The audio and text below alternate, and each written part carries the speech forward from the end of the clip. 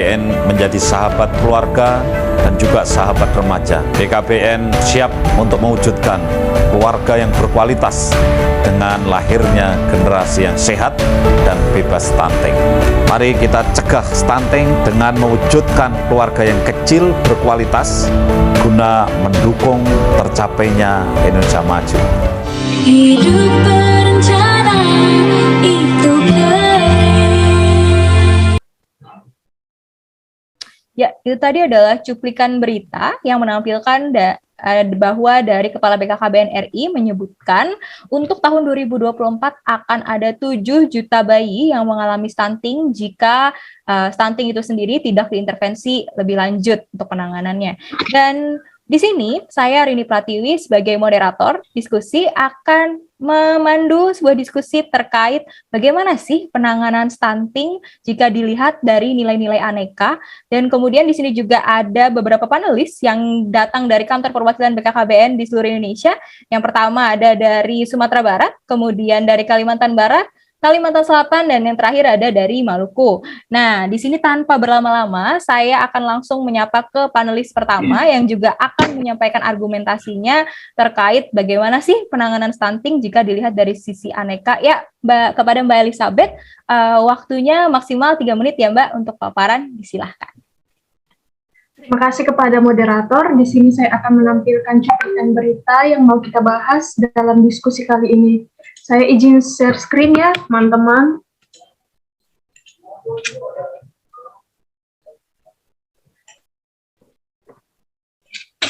Ya, di sini saya akan menjelaskan kembali secara singkat, apa itu akuntabilitas? Akuntabilitas itu adalah kewajiban pertanggungjawaban yang harus kita capai dalam suatu organisasi. Ya, di sini ada beberapa pemaparan saya tentang beberapa poin penting dalam berita tersebut. Analisis nilai akuntabilitas. Yang pertama, analisis saya menyampaikan di dalam rapat terbatas dengan Presiden bahwa 4 tahun ke depan ada sekitar 20 juta bayi baru yang akan lahir kurang lebih, kata Hasto Wardoyo, seusai rapat kabinet terbatas dengan Presiden. Itu merupakan aspek transparansi dalam nilai akuntabilitas. Kemudian analisis yang kedua, tetapi di tahun 2024 kami harus menekan angka 7,2 juta itu menjadi hanya 3,4 juta sekian. Itu tugas cukup menantang, sehingga kami harus memetakan itu, kata dia. Ini merupakan potongan berita dalam aspek integritas dan tanggung jawab dalam nilai akuntabilitas. Kemudian analisis yang selanjutnya, pada saat yang sama, Presiden Jokowi telah menunjuk BKKBN sebagai Ketua Pelaksana Percepatan Penurunan Stunting. Ini merupakan aspek kepemimpinan dan kepercayaan dalam nilai akuntabilitas. Selanjutnya, analisis yang keempat, target dari Bapak Presiden 14%. Maka kami harus menaikkan kecepatan itu menjadi 2,7% per tahun. Ini merupakan aspek kepemimpinan, kejelasan, konsistensi dari nilai akuntabilitas. Kemudian analisis saya yang selanjutnya, ya harus di bawah itu. Tanpa di bawah itu, maka capaian 14% itu akan sulit. Sehingga kami harus menyiapkan struktur dan program kerja di BKKBN, tutur dia. Ini merupakan aspek integritas, kepemimpinan, keseimbangan dalam nilai akuntabilitas. Saya stop ya, share screen-nya. Nah, dari permasalahan ini kalau dikaitkan dengan peran seorang ASN, yang dikaitkan dari sisi akuntabilitas itu kan tanggung jawab ya, tanggung jawab kita sebagai pegawai BKKBN melaksanakan tupoksi sesuai formasi yang kita emban. Di sini kan saya seorang calon penyuluh KB, yang merupakan garda terdepan, ujung tombak dari BKKBN. Maka dari itu, penurunan angka stunting merupakan tanggung jawab terbesar kami sebagai PKB. Dengan menerapkan beberapa upaya yang dilakukan di lapangan. Ada 3 upaya yang kami lakukan di lapangan. Yang pertama itu advokasi kepada pemangku kebijakan instansi terkait seperti Dinas Kesehatan dalam upaya pelaksanaan program penanganan stunting di lapangan. Yang kemudian, upaya yang selanjutnya, memberikan KIE, komunikasi, informasi, edukasi kepada sasaran program penurunan stunting seperti calon pengantin, ibu hamil, orang tua yang memiliki remaja, karena pencegahan stunting itu dimulai dari 1000 hari pertama kehidupan. Kemudian upaya yang selanjutnya, pengembangan KIE, komunikasi informasi terkait pencegahan stunting yang bisa menjangkau seluruh sasaran program. Seperti itu, pemaparan analisis dan upaya pencegahan penurunan stunting terkait nilai akuntabilitas sesuai tupoksi saya sebagai penyuluh KB. Terima kasih, saya kembalikan lagi kepada moderator. Ya, terima kasih Mbak Elizabeth atas paparannya. Tadi paparannya cukup sangat kontekstual sekali ya, berdasarkan dari beritanya dianalisis per paragraf, itu apakah dilihat dari sisi akuntabilitasnya, dimensinya apa saja. Oke, lanjut nih ke panelis kedua, yakni datang dari Kalimantan Barat, ada Mbak Rizky. Ya, Mbak Rizky, waktu 3 menit, disilahkan.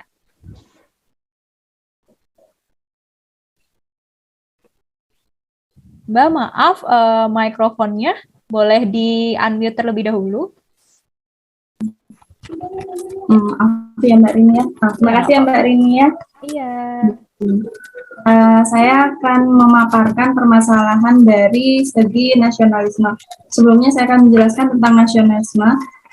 Nasionalisme secara politis merupakan manifestasi kesadaran nasional yang mengandung cita-cita dan pendorong bagi suatu bangsa baik untuk merebut kemerdekaan atau mengenyahkan penjajahan maupun sebagai pendorong untuk membangun dirinya maupun lingkungan masyarakat, bangsa dan negaranya. Jika dimasukkan dalam permasalahan tersebut, di situ kan kita sekarang ini kan BKKBN lagi gencar-gencarnya menekan yang 7 juta bayi yang akan stunting, bukan yang akan stunting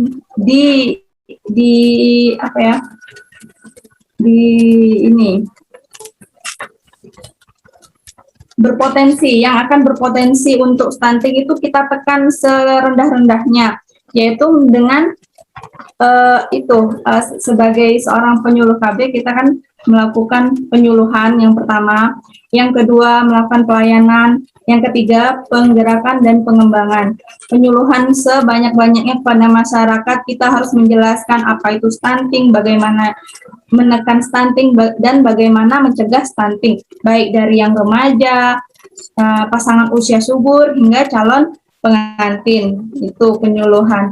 Terus dari segi pelayanan kita juga mengembangkan pelayanan apa yang bisa mencegah stunting ini. Terus penggerakan ini kita mengajak semua mitra-mitra yang berhubungan juga, misalnya kita Pak Camat, desa dan masyarakat sekitar untuk senantiasa mendukung gerakan pencegahan stunting. Seperti itu ya penjelasan saya tentang nasionalisme terhadap permasalahan yang sedang dibahas. Terima kasih Mbak Rini. Oke, terima kasih juga kepada Mbak Rizky. Nah, itu tadi paparan dari Mbak Rizky terkait bagaimana sih penanganan stunting jika dilihat dari nilai nasionalisme pada Aneka ya. Nah, sekarang kita pindah lagi ke Sumatera Barat. Ada Mbak Sesmita. Ya, Mbak Sesmita, waktunya 3 menit, disilahkan. Oke, terima kasih moderator atas kesempatannya. Saya akan menganalisis tentang kasus stunting ditinjau dari etika publik. Jadi kita akan mengenal dulu apa itu etika publik. Etika publik itu terdiri dari 2 kata, etika dan publik. Jadi etika adalah kita bisa mengetahui mana yang baik dan benar adalah etika. Selanjutnya adalah publik yang terkait dengan kegiatan bermasyarakat. Jadi untuk di kasus stunting, maka kegiatan etika publik ini terlihat dari BKKBN berupaya untuk bisa menyampaikan informasi mengenai stunting di masyarakat. Seringkali masyarakat belum menyadari apakah itu stunting. Maka BKKBN sering mengadakan webinar, mengadakan pamflet untuk mengenalkan stunting kepada masyarakat. Nah, salah satu upayanya lagi adalah dengan berbagi informasi mengenai stunting melalui webinar di kanal-kanal yang yang bisa diakses oleh semua masyarakat umum, seperti di YouTube atau di Instagram. Nah, itu salah satu bentuk upaya dalam etika publik, karena di sana adalah pelayanan masyarakat, pemerintah akan program yang telah dilaksanakan gitu. Selanjutnya lagi bahwa dalam pelayanan publik ini dipentingkannya juga adanya penguatan di dalam kelompok-kelompok kecil. Di BKKBN kita kenal dengan istilah Poktan. Nah, jadi BKKBN mengupayakan untuk mengenalkan stunting ini di Poktan BKB, yaitu Bina Keluarga Balita, di mana ibu diperkenalkan apa itu stunting, bagaimana upaya pencegahannya, dan bagaimana untuk penanggulangannya. Selanjutnya di BKR, BKKBN berupaya untuk bisa mengajarkan kepada para remaja pencegahan stunting dengan persiapan pernikahan melalui catin. Itu adalah salah satu upayanya juga untuk menanggulangi stunting di kalangan remaja. Sedangkan di kelompok Poktan itu BKL, yaitu Bina Keluarga Lansia, akan terjadi pertukaran informasi berupa informasi tentang kegiatan ini. Lansia itu menyampaikan kepada keluarga-keluarga kecil yang ada di sekitarnya, sehingga stunting akan lebih banyak dipahami oleh masyarakat di sekitar, seperti itu. Ya, Mbak Sasmita, terima kasih banyak atas pemaparannya. Mbak Sasmita tadi menanggapi dari sisi gimana sih cara penerapan untuk penanggulangan stunting ini jika dilihat dari aspek etika publik ya. Oke, kita langsung lanjut lagi ke panelis satu-satunya cowok yang ada di sini, yakni ke Mas Ardiman Purba dari Provinsi Kalimantan Selatan. Kepada Mas Ardiman Purba, 3 menit ya Mas, disilahkan. Baik, terima kasih kepada Mbak Moderator. Di sini saya akan memberikan sedikit pandangan dari sisi komitmen mutu ya Mbak. Jadi kalau permasalahan stunting, prediksi jumlah stunting pada tahun 2024 itu sebesar 7 juta. Artinya itu sebenarnya itu kayak semacam memberikan warning ataupun peringatan kepada organisasi BKKBN untuk memulai memprepare atau mempersiapkan diri agar dapat menemukan cara atau inovasi agar dapat mencegah hal ini bisa terselesaikan gitu ya Mbak. Jadi oleh karena ini adalah istilahnya tantangan. Nah, ini adalah perubahan yang pasti akan terjadi, tantangan yang harus kita lewati istilahnya gitu. Oleh karena itu, di sini dari sisi komitmen mutu, kita perlu memperbaiki, memberikan inovasi, meningkatkan pelayanan istilahnya gitu ya. Pelayanan dan juga kinerja. Di sini inovasi yang dibutuhkan itu bukan hanya dari sisi penyuluhannya aja gitu ya. Jadi inovasi, kita butuh inovasi dari sisi manajemennya, inovasi dari sistemnya, kemudian inovasi dari sisi organisasinya, dan juga inovasi dari juga terutama untuk bagian SDM-nya. Jadi kalau dilihat dari dimensi dari komitmen mutu ini, itu yang pertama adalah tentang efektivitas dan efisiensi. Jadi dari sisi organisasi, manajemen, dan juga SDM, khususnya terkait penyuluhan yang selama ini, itu perlu menekankan pada efektivitas dan juga efisiensi penyuluhan tersebut, dan juga kinerja organisasi, dan juga perbaikan sistemnya gitu ya. Kemudian yang kedua adalah mengedepankan komitmen terhadap kepuasan masyarakat yang diberi penyuluhan. Artinya, kita memberikan penyuluhan itu, kita harus pastikan bahwa masyarakat itu udah mulai sadar, udah mulai aware, dan juga sudah merasa puas terhadap kinerja kita dari organisasi BKKBN terhadap kepada masyarakat, intinya gitu ya. Kemudian yang selanjutnya adalah kita perlu memberikan layanan yang menyentuh hati untuk memelihara masyarakat untuk tetap sadar betapa pentingnya untuk mencegah hal ini terjadi. Jadi jangan sampai misalnya nanti pada tahun 2024 nanti permasalahan ini benar-benar terjadi gitu loh. Jadi kita sudah semacam sudah dikasih kayak lampu hijau gitu loh. Jangan sampai ini berubah menjadi lampu merah istilahnya. Kalau ini berubah menjadi semacam lampu merah, itu artinya kita menunjukkan bahwa dari sisi organisasi BKKBN itu kayak kegagalan lah istilahnya gitu ya. Makanya kita harus mulai dari sekarang. Selanjutnya adalah kita perlu menghasilkan produk jasa yang berkualitas. Artinya balik lagi tentang organisasi, SDM, dan juga dari manajemennya gitu ya. Selanjutnya kita perlu beradaptasi dengan perubahan yang akan terjadi. Jadi perubahan yang akan terjadi dari tahun ke tahun itu kan pasti ada gitu ya. Artinya kita perlu kayak improvement gitu ya, perbaikan juga. Sebenarnya sangat satu sama lain berkaitan sih dari dimensi ini. Kemudian yang terakhir adalah kita perlu menggunakan pendekatan ilmiah dan juga inovatif. Contohnya kayak semacam survei ataupun penelitian yang dapat istilahnya kayak kita perlu mencari solusi-solusi baru ataupun terobosan baru agar dapat menunjang ataupun mengefektifkan pencarian solusi untuk permasalahan ini gitu loh Mbak. Mungkin itu aja Mbak. Terima kasih. Oke, terima kasih juga Mas Ardi. Ya, itu tadi adalah paparan mengenai bagaimana penanggulangan stunting jika dilihat dari sisi komitmen mutu yang mengikuti pengukuran melalui efektivitas ataupun efisiensi, inovasi maupun juga dari mutu itu sendiri.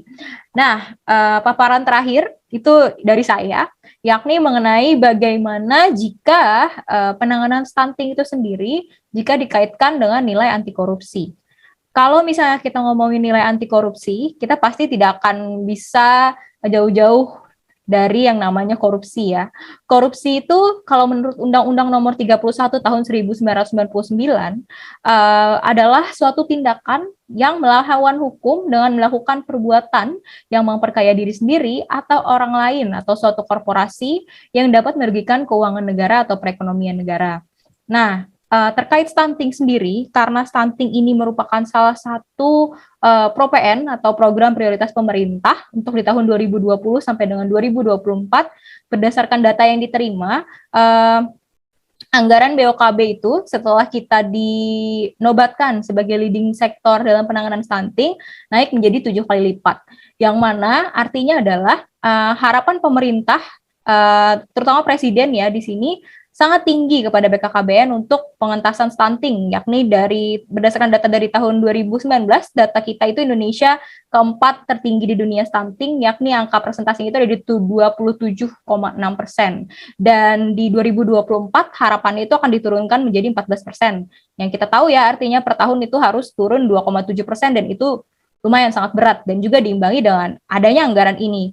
Nah, karena ada anggaran yang cukup besar inilah perlu nih diimplementasikan nilai-nilai anti korupsi bagi para pejabat ataupun misalnya pengelola dari dana ini gitu. Karena dana ini tuh nggak cuma datang dari BOKB aja, tapi bisa juga didukung oleh dana desa ya. Dalam konteks ini pengelola dana BOKB dan juga dana desa terkait penanganan stunting itu adalah yang pertama dari sisi penyuluh KB sebagai pendamping di sektor, karena kan stunting ini diawasi dijalankan pada 2 sektor ya. Yang pertama ada dari Bina Ketahanan Remaja, yang mana itu kita mendampingi calon pengantin sebelum menikah. Kemudian yang kedua adalah 1000 hari pertama kehidupan. Nah, anggarannya ini didistribusikan untuk program-program tersebut. Dan yang menerima anggaran adalah OPDKB. Sehingga dari sisi penyuluh KB itu harusnya membantu untuk mendampingi, mengawasi implementasi dari dana tersebut. Apakah tepat sasaran atau tidak. Sehingga target kita, BKKBN untuk 2024 itu harus sesuai gitu. Kemudian selain juga ya, sebenarnya BKKBN juga sudah melakukan upaya preventif, yakni melakukan joint audit dengan BPK ataupun BPKP terkait penggunaan dana DAK ini gitu. Jadi selain ibaratnya dikontrol atau diawasi oleh dari pihak kita sendiri, ini juga diawasi oleh pihak BPKP. Nah, kemudian dari segi internalisasi individu, bagaimana sih sifat anti korupsi ini dapat kita terapkan untuk mensukseskan program stunting ini? Yang kita tahu ya, anti korupsi itu diidentifikasi dalam 9 nilai. Yang pertama itu ada kejujuran, kepedulian, kemudian ada kemandirian, kedisiplinan, tanggung jawab, kerja keras, kesederhanaan, keberanian, dan keadilan. Faktor-faktor yang mungkin menonjol dan bisa diimplementasikan dalam penanganan stunting itu adalah yang pertama kejujuran. kalau kejujuran ini pasti berkaitan lah dengan yang namanya SPJ ya. Salah satu komponen dari dana BOKB itu tadi setelah diteliti itu dananya diperuntukkan untuk misalnya konsumsi pihak yang disosialisasikan seperti kader ataupun masyarakat gitu ya, ataupun misalnya konsumsi biaya perjalanan dari kader BOKB dan segala macamnya gitu. Nah itu juga harus dipertanggungjawabkan nih, harus jujur, ibaratnya anggarannya berapa, SPJ-nya berapa, yaitu harus tercatat dan diinventarisir dengan baik gitu ya, jangan ada kebohongan di sana, karena kita sama-sama tahu kalau misalnya kalau itu akan sangat berimpact gitu ke depannya pada pengelolaan anggaran. Terus yang kedua adalah kepedulian, yang mana di sini kita sebagai BKKBN ya, bagian dari BKKBN harus peduli nih lingkungan sekitar kita. Apakah ada bayi yang stunting, misalnya dari lingkungan keluarga ada yang stunting, kalau misalnya kita tidak peduli ya dan tidak menyampaikan ke otoritas terkait, misalnya ke penyuluh KB ataupun misalnya ke posyandu, ya itu akan jadi lebih besar gitu karena tidak tertanggulangi dengan baik. Kemudian ada masalah kedisiplinan, yakni di sini kita juga harus disiplin, senantiasa melaksanakan tugas berdasarkan tugas fungsi kita, dan yang kedua adalah kode etik profesi kita sendiri gitu, dan juga peraturan perundang-undangan yang berlaku serta norma-norma ya. Kemudian ada tanggung jawab. Nah, ketika kita dinobatkan sebagai leading sektor, artinya kita punya tanggung jawab untuk menuntaskan permasalahan tersebut ya. Jadi prinsip tanggung jawab itu penting untuk anti korupsi. Kemudian yang terakhir adalah kerja keras. Karena program stunting ini sekali lagi adalah bukan program yang mudah. Jadi diupayakan kerja keras dari berbagai lini, baik misalnya saya sebagai Pranata Humas ataupun misalnya yang lain ada penyuluh KB, Widya Iswara atau analis kepegawaian, kita semua bekerja keras untuk sama-sama mensukseskan misi Indonesia Emas juga, dan penurunan stunting di tahun 2024 di angka 14%. Itulah sekian dari saya ya, mungkin untuk dari sisi anti korupsi. Nah, teman-teman, kira-kira ada yang mau menanggapi atau ada yang mau menambahkan nih terkait pembahasan kita kali ini? Masih ada sisa waktu 3,5 menit. Kurang lebih ya. Ya, silahkan siapa yang mau menanggapi? Mungkin saya boleh menambahin sedikit. Ya, silahkan Mas. Terkait sebenarnya, ini adalah istilahnya kayak keterkaitan ya antara akuntabilitas, nasionalisme, etika publik, komitmen mutu, dan juga anti korupsi. Jadi menurut saya apa yang disampaikan teman-teman juga itu sebenarnya dan apa yang saya sampaikan itu semuanya berkaitan ya. Artinya kita tidak boleh terlalu menekankan pada satu poin saja. Artinya keberhasilan di dalam satu poin itu harus diikuti juga poin-poin yang lain, nilai-nilai dasar yang lain gitu loh Mbak. Mungkin itu aja Mbak. Oke, keterpaduan ya dari nilai aneka itu sendiri, karena nilai aneka tidak bisa berdiri sendiri untuk mencapai tujuan dari, khususnya dalam ini adalah tujuan BKKBN untuk penanganan stunting gitu. Oke, dari yang lain apakah ada tambahan atau misalnya izin pengen menanggapi dari beberapa paparan panelis sebelumnya? Kita masih punya waktu sekitar 2 menit nih. Yuk, silahkan siapa yang ingin menanggapi. Baik Mbak, izin menambahkan. Ya, silahkan Mbak. Ya, jadi untuk penanganan stunting memang tidak hanya menjadi ranahnya BKKBN saja, tapi kita sebagai KBN merangkul pihak-pihak lain seperti kementerian, badan lembaga untuk bisa menanggulangi stunting, karena stunting itu banyak aspek yang harus kita telaah. Ada faktor dari lingkungannya, dari faktor keluarganya, juga ada faktor kesehatannya. Jadi penting bagi kita untuk menjalin kerjasama dengan pihak-pihak lain yang dapat menanggulangi stunting juga. Oke, berarti selain aneka juga kita harus memperhatikan faktor kerjasama ya Mbak, sinergitas dengan instansi-instansi lain yang juga mungkin terlibat dalam penanggulangan stunting ini. Seperti itu ya, terima kasih Mbak Sesmita jawabannya.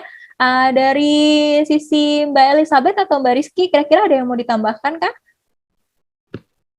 Ya, saya mau menambahkan. Ya Mbak, silahkan. Ini dari ini aja ya, apa namanya, penguatan kita sebagai pegawai BKKBN. Dari pemaparan nilai aneka yang sudah kita jelaskan tadi kan, semua nilai-nilai ini memang penting ya, saling berkaitan antara yang satu dengan yang lainnya. Dalam penurunan stunting ini tidak hanya PKB saja, yang melainkan semua pegawai BKKBN. Ayo kita bekerja sama, saling koordinasi dalam penurunan angka stunting di Indonesia melalui program-program yang ada di BKKBN sekarang ini. Terima kasih. Iya, terima kasih Mbak Elizabeth atas semangatnya nih buat kita untuk selalu bersinergi ya bersama-sama untuk memerangi stunting. Mbak Rizky, kira-kira ada tanggapannya lagi nggak Mbak? Kira-kira nih? Nggak ada, sudah cukup. Oh, udah cukup ya. Cukup aja. Oke, baik. Nah, oke teman-teman, kira-kira itu tadi ya rangkuman diskusi kita pada kali ini. Lesson learn yang bisa kita dapatkan adalah bahwa untuk penanganan stunting memang diperlukan adanya prinsip aneka ya, terutama penerapan prinsip aneka bagi aparatur sipil negara nih yang bekerja di BKKBN itu sendiri gitu, yang sebagai pelaksana kebijakan ya, pelaksana program dalam hal ini. Selain itu juga tadi ditambahkan Mbak Sesmita, Mas Ardi dan juga Mbak Elizabeth bahwa kita di sini tuh bekerja bersama-sama gitu. Kemudian juga nilai aneka ini juga tidak bisa berdiri sendiri dan juga kita harus mendapatkan dukungan juga dari pihak lain atau instansi lain yang juga berperan di penanganan stunting ini, serta juga nih yang nggak kalah penting adalah dukungan dari masyarakat. Oke, mungkin sekian itu adalah diskusi kita pada hari ini. Semoga diskusi kali ini membawa manfaat tidak hanya bagi kita saja, tetapi bagi semuanya yang mungkin menyaksikan ya. Saya Rini Pratiwi sebagai moderator pamit undur diri. Selamat siang. Ya, Rini Pratiwi sebagai moderator akan memandu diskusi terkait mengenai bagaimana sih penanganan stunting jika kita lihat dari sisi aneka. Dan di sini kita juga menghadirkan panelis dari perwakilan BKKBN di hampir di seluruh Indonesia ya. Ada dari Sumatera Selatan, ada dari Maluku, ada dari Misi Mbak Rini, aku Sumatera Barat, Mbak. Ulang dong, Francis. Harus matiin. Sorry, Mbak.